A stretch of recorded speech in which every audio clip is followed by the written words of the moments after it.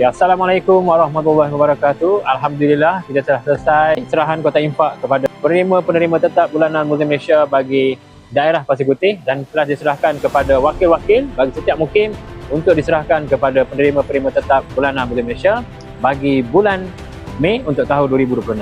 Diharapkan Kota Infak yang diterima ini dapat memberikan manfaat dan juga meringankan sedikit beban yang ditanggung oleh penerima-penerima tetap bulanan Muslim Malaysia untuk seluruh daerah Pasir Putih ini. Assalamualaikum warahmatullahi wabarakatuh.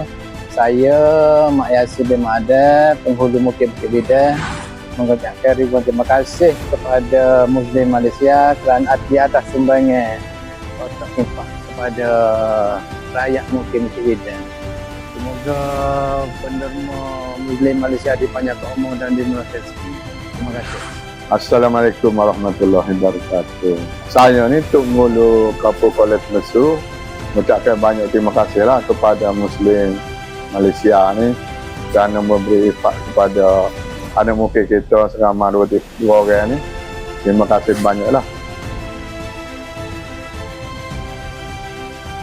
Jadi saya mewakili Muslim Malaysia ingin mengucapkan jutaan terima kasih kepada penyumbang-penyumbang di luar sana kerana tanpa derma dan semangat anda, mungkin misi kami di Muslim Malaysia ini tidak dapat dijalankan. Jadi teruskanlah menyumbang kerana semangat anda mampu meringankan beban asnaf-asnaf yang memerlukan di luar sana.